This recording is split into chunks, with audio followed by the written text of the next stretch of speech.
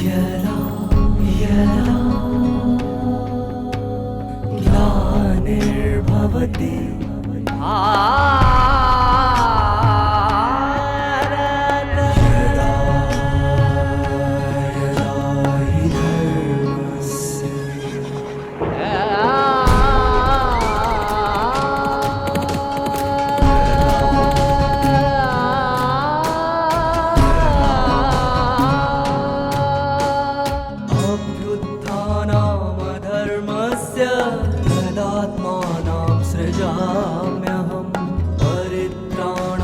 साधूनां विनाशाय च दुष्कृतां विनाशाय धर्म संस्थापनार्थाय संभवामि युगे युगे युगे युगे युगे युगे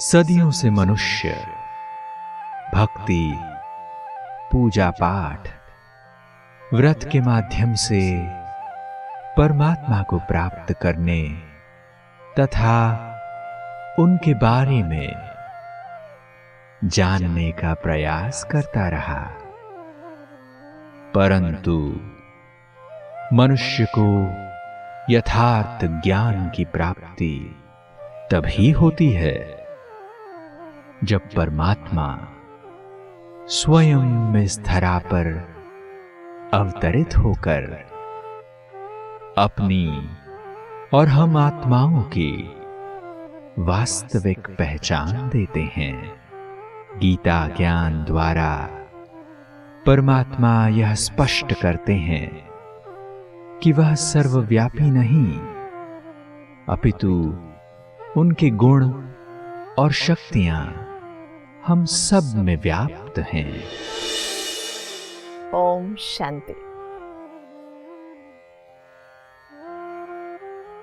ज्ञान सागर, ज्ञानपूर्ण, गीता ज्ञानदाता स्वयं गीताचार्य के सानिध्य में गीता ज्ञान को समझते हुए, गीता ज्ञान को जीते हुए, गीता ज्ञान का आनंद लेते हुए जब आगे बढ़ते हैं तो कईयों के मन में एक प्रश्न उठता है। जब मन में विषाद था तो विषाद से मुक्त होने के लिए गीता ज्ञान की जरूरत पड़ी थी। अब विषाद से तो मुक्त हो गए, फिर गीता ज्ञान क्यों चाहिए? बार बार उसी विषाद से विवेक की ज्ञान गाथा को हम क्यों दोहराए? जी हाँ, केवल गीता को बार बार पढ़ने की कोई जरूरत नहीं है, लेकिन जब विषाद से विवेक की ओर की यात्रा में हमने कदम रख लिया है, जीवन विवेक युक्त नहीं हो जाता, तब तक तो इस यात्रा में बनी रहना चाहिए। क्या आपको लगता है कि विषाद से मुक्त हो गए माना विवेकवान बन गए? नहीं है ना।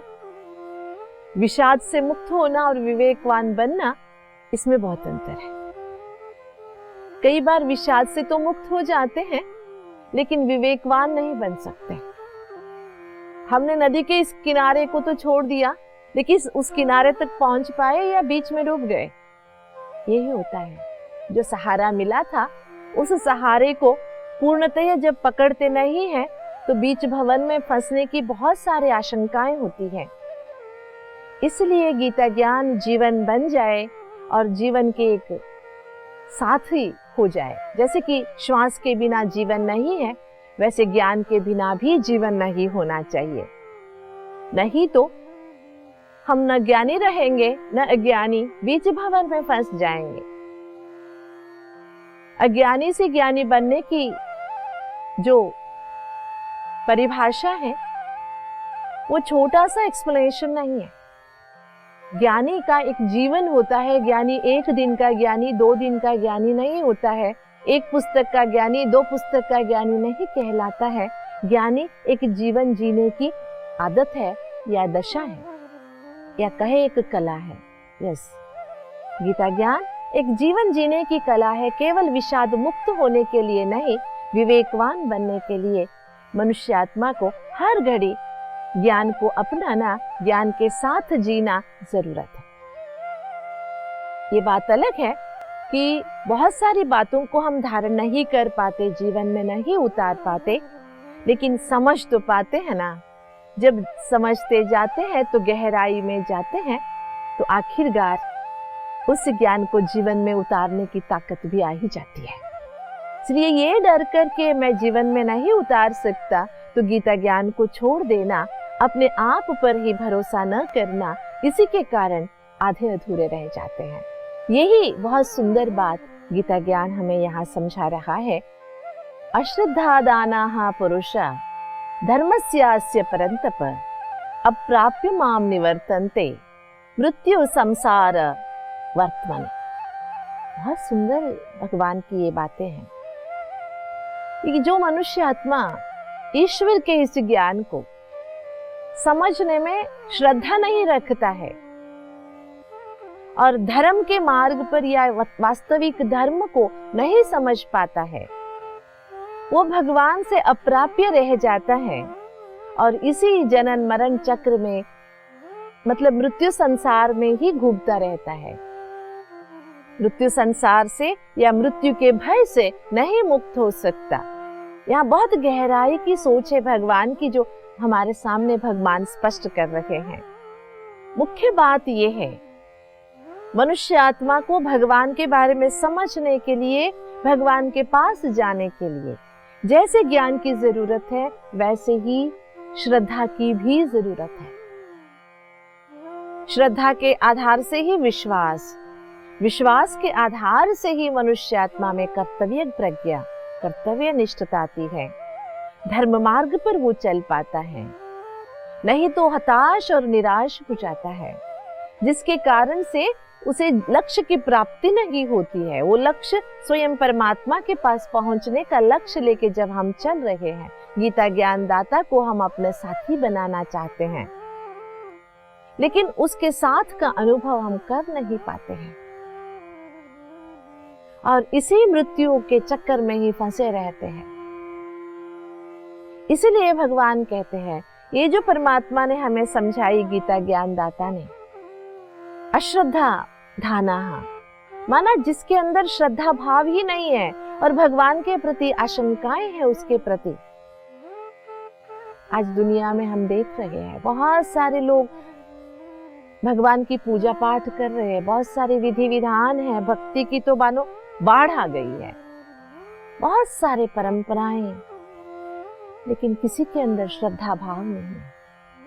अगर है तो अंधश्रद्धा है, धार्मिकता है, दिखावा है।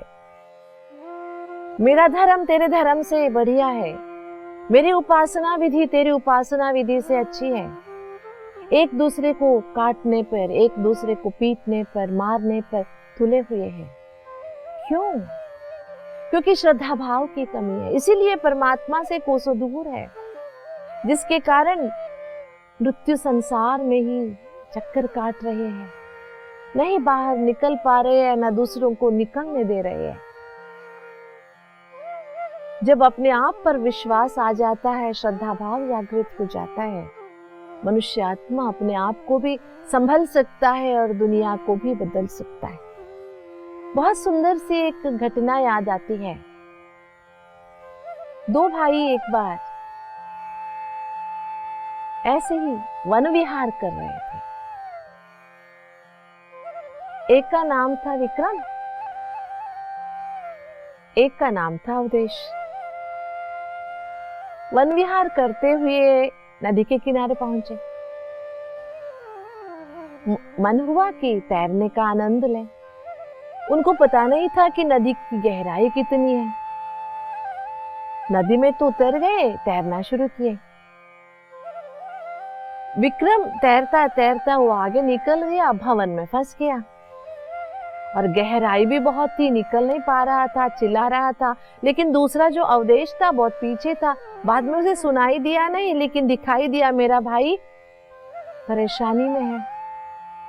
तो उसने वापस गया किनारे, बहुत लंबा सा डंडा लिया, लट्ठा लकड़ी का, और फिर तैरना शुरू किया और अपने भाई को लट्ठा वो जो हाथ में लकड़ी का लेके आया था वो पकड़वाया। लेकिन गहराई इतनी थी कि इसके हाथ से वो हाथ लकड़ी मतलब निकल गई। बहुत प्रयास किया इसने अपने भाई को बचाने का, लेकिन बचा नहीं पाया और बेचारा हताश होकर वापस लौट गया किनारे। और सभी इकट्ठे हो गए, सभी को पता चला इनका जो पापा था बहुत बड़ा है ना, शहर का पटेल हुआ करता था, वो आया, जोर जोर से चिल्लाने लगे, रोने लगे, शोक मनाने लगे, अरे विक्रम तो चला गया। बहुत दुख की माहौल हो गई थी। उतने में अंधेरा छा रहा था। उस अंधेरे के बीच में से एक बहुत शांत स्वभाव का एक आदमी निकल आया। वो एक साधु सत्पुरुष था। उसके पीछे पीछे जो व्यक्ति आ रहा था, इनको पता चला कि वो विक्रम था। इनको बहुत अचरज लगा कि जिसको हम समझ रहे थे डूब गया, मतलब घंटों बीत गए, अभी कैसे ही उतर के आ रहा है, कहां से आ रहा है, अंधेरे से आ रहा है, लेकिन रोशनी में आ रहा है, कैसे आ रहा है।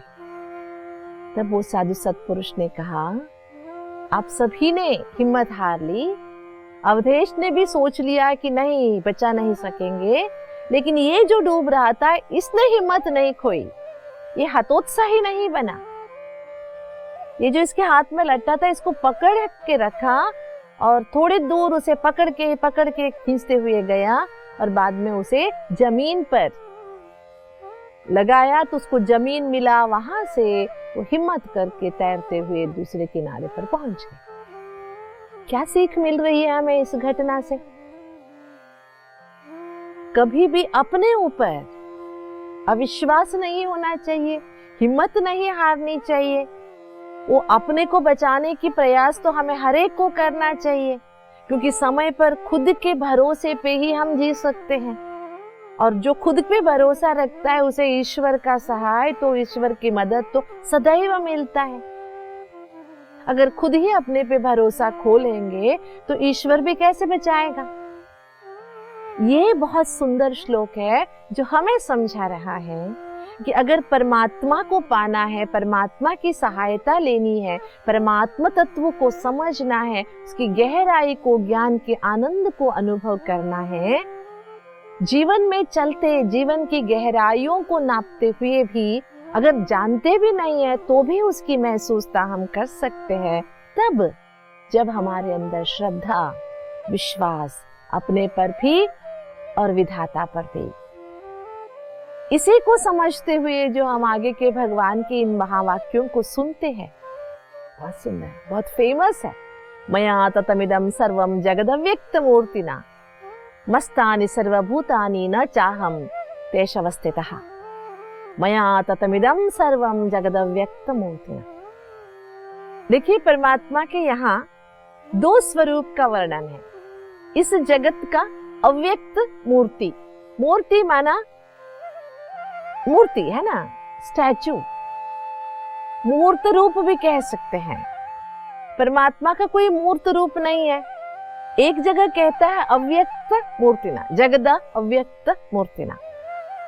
अव्यक्त का कोई हद नहीं होता है ना, अव्यक्त तो बेहद है, अनलिमिटेड है। भगवान अव्यक्त है।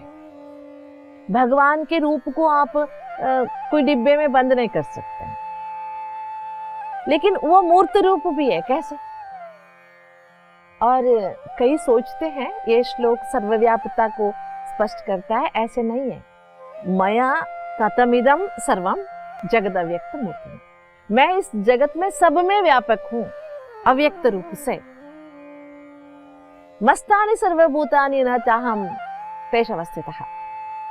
सब भूत में मैं हूं, लेकिन सर्वभूत मेरे में नहीं है।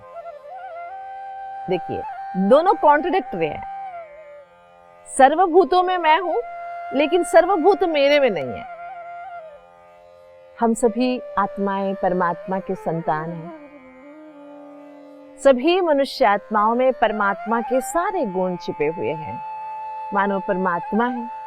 भगवान ने कहा मैं अव्यक्त हूँ और मूर्त रूप भी हूँ। परमात्मा अव्यक्त है, ज्ञान का सागर है, लेकिन हर मनुष्य आत्मा के अंदर ज्ञान स्वरूप के थोड़े से ज्ञान के शक्ति के रूप में वो छिपे हुए हैं।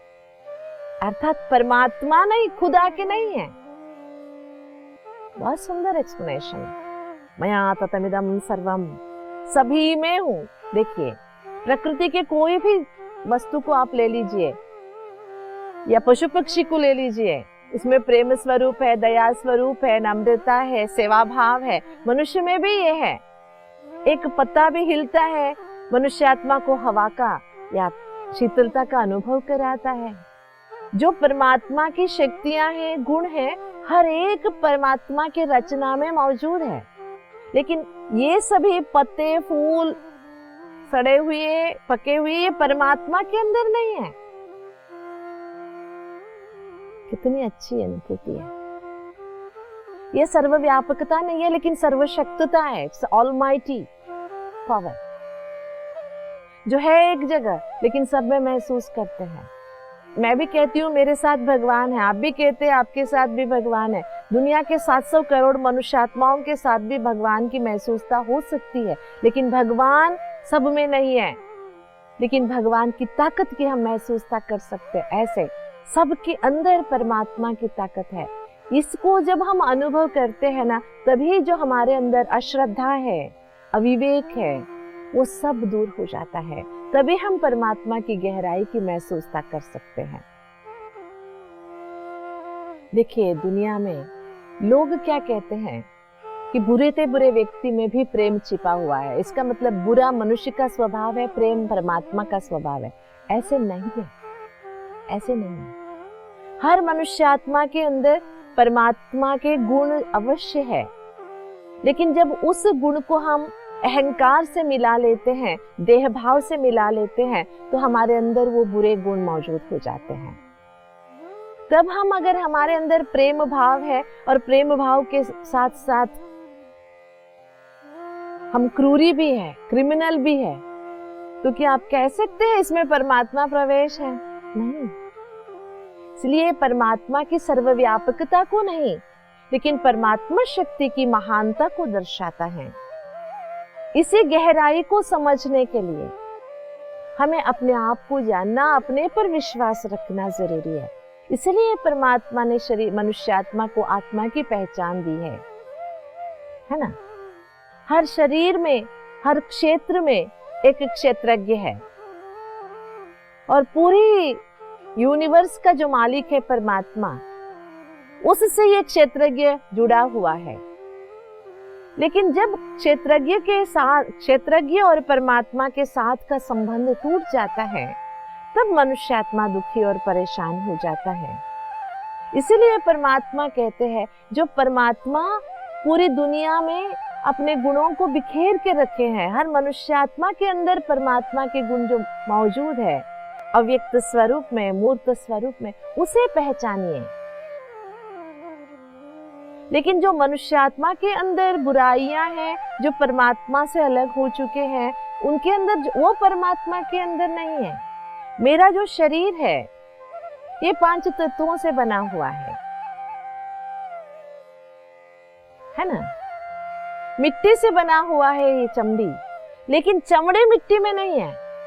देखिए, ये कॉन्ट्रडिक्टरी जो बातें परमात्मा कहते हैं, इसे समझने के लिए हमें अपने आप को महसूस करना बहुत जरूरी है। मैं अलग हूं और परमात्मा अलग है, लेकिन हमारे अंदर एको भाव भी है, क्योंकि जो परमात्मा के गुण है वो मेरे भी गुण है, जो परमात्मा के रूप है वो मेरे भी रूप है। जैसे परमात्मा शाश्वत सत्य है, वैसे मैं भी आत्मा शाश्वत सत्य हूं। लेकिन मेरी शाश्वतता में परिवर्तिता होने की शक्ति है, लेकिन परमात्मा परम शाश्वत है ना, उसमें कोई परिवर्तन होता है, जरूरत भी नहीं पड़ती है। और जब हम परमात्मा के इस अव्यक्त स्वरूप को समझ लेते हैं, हमारे दिल के अंदर बसे हुए परमात्मा शक्ति को हम पहचान लेते हैं, जिसके आधार से हम आत्मा शक्ति स्वरूप बन जाते हैं, तब हमारे अंदर की जो भी कमियां कमजोरियां हैं उनसे हम मुक्ति पा सकते हैं। हमारे अंदर जो ईर्ष्या भाव है, अहंकार है, जिसके फलस्वरूप हम अपने आप से भी अलग हो गए हैं, पांच भौतिक तत्वों में अपने आप को महसूस करते हैं और अपने अंदर की गहराई को महसूस नहीं कर सकते, उसको हम समझ सकते हैं और उससे मुक्त भी हो सकते हैं।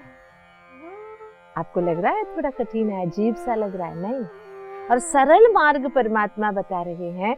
जब तुम अपने अंदर की परमात्मा देन को पहचान लोगे, समझ में आ रहा है हम सभी को, ये जो हमारे अंदर अच्छाइयां हैं, गुण हैं, शक्तियां हैं, ताकत है, ये परमात्मा देन है। जब इस परमात्मा देन को हम पहचान लेते हैं तो अहंकार आने की कोई संभावना ही नहीं है। जब अहंकार ही नहीं है तो फिर असूया माना ईर्ष्या, भगवान जिसको अनसूया कहते हैं ना, असूया से मुक्त माना ईर्ष्या रहित जीवन हम अनुभव कर सकते हैं। तभी हमारे अंदर जो अश्रद्धा का भाव है उससे हम मुक्ति को पा सकते हैं। तो क्या करेंगे? पहले अध्याय में हम सुन रहे थे, परमात्मा के पास जाने की कई सारी स्टेप्स बता रहे थे, जिसको समझते हुए थोड़ी सी कठिनाई महसूस हो रही थी, लेकिन अभी बहुत सरल मार्ग परमात्मा बता रहे हैं कि ज्ञान सागर परमात्मा, ज्ञानपूर्ण परमात्मा, ज्ञान के जो निधि है परमात्मा, उसको जानने के लिए परमात्मा के सामने अगर हम नतमस्तक हो जाते हैं और समझते जो भी मेरे में है वो सब परमात्मा की देन है, और हम समझते हैं, कई बार क्या हो जाता है पता है, हम समझते हैं हमने परमात्मा के लिए ये किया, ये पूजा की, ये पाठ किया, ये कीर्तना की, इससे परमात्मा को क्या लेना देना? नहीं, इससे कोई लेना देना नहीं है। जो हम अहंकार में आ जाते, हमने परमात्मा के लिए ये किया, उसको कोई इसकी जरूरत नहीं है, जरूरत है हमें। हम अपने मन को सात्विकता की ओर ले जाने के लिए, हम अपने मन को अच्छाई की ओर मोड़ने के लिए, हम अपने मन की कमजोरियों से ऊपर उठने के लिए, अपने अंदर श्रद्धा भाव को जागृत करने के लिए कई सारी स्थूल विधियां अपना लेते हैं और समझते हैं हमने परमात्मा के प्रति इतना सब किया, करोड़ों रुपया खर्च किया, लेकिन किया किसके लिए? आपकी करोड़ों रुपया परमात्मा के पास नहीं है। अगर जाता है तो आपके अंदर जो श्रद्धा भाव है वो ही पहुंचने वाला है, दिखावा नहीं पहुंचने वाला है। ये इंपॉर्टेंट बातें हम भूल गए हैं। हम सोचते हैं गरीब क्या पूजा करेगा, मैं बहुत बड़ा पूजा अरेंज करूंगा, बहुत बड़े पैमाने पे करूंगा, लेकिन ये जो दिखावा बम्बाट है, इससे भगवान का कोई लेना देना नहीं है। ये हम अपने मन की खुशी के लिए कर रहे हैं, खुद को शाबाशी देने के लिए कि मैंने ऐसे किया, लेकिन किया किसके लिए? खुद के लिए, ना खुदा के लिए। ये भगवान की समझानी है। अपने अंदर की गहराई को पहचान कर परमात्मा की जो देन है हर एक के दिल में छिपा हुआ है, उसे जानिए। उसे जानने के बाद ही हम यथार्थ रूप से इस अद्भुत ज्ञान को, जिसको राजविद्या कहा, जिसको राजगुह्य कहा, गुह्यतम ज्ञान को हम समझ सकते हैं। तो जीवन के इस अद्भुत यात्रा में जो भगवान हमारे साथी बन गए हैं, तो और क्या चाहिए? लेकिन कई बार क्या हो जाता है, भगवान के साथीपन को हम महसूस नहीं कर पाते, उसके बड़प्पन को समझ नहीं पाते। भगवान हमारा साथी जरूर है, लेकिन वो भगवान भी है। जब ये हम याद रखते, उसके अव्यक्त स्वरूप को, उसके मूर्त स्वरूप को, दोनों को साथ में रखते हुए जब आगे बढ़ते हैं, तो हम जीवन में परमात्मा साथ के संपूर्णता के अनुभव को अपना सकते। ओम शांति। मनुष्य आत्मा को विषाद अवस्था से मुक्त कराकर विवेकवान बनाने का पवित्र मार्ग श्रीमद् भगवद गीता है, जिस पर चलकर हमारा मन परम आनंद की अनुभूति करता है। गीता ज्ञान मानव को उसके जीवन की जटिलता से मुक्त कर श्रेष्ठ जीवन जीने की कला सिखाता है। गीता में परमात्मा के दो स्वरूपों का वर्णन है, एक अव्यक्त रूप और दूसरा मूर्त स्वरूप। इन स्वरूपों का वर्णन करते हुए परमात्मा यह स्पष्ट करते हैं कि हर प्राणी मात्र में किसी न किसी रूप में परमात्मा के गुण एवं शक्तियां विद्यमान हैं। जो व्यक्ति परमात्मा के प्रति अटूट श्रद्धा रखता है वह धर्म के मार्ग पर निरंतर चलता रहता है और कभी विघ्नों में निराश नहीं होता। दोस्तों, जीवन में ऐसी कई परिस्थितियां आती हैं जब हम हद से उत्साहित हो जाते हैं और परमात्मा से भी मुख मोड़ लेते हैं।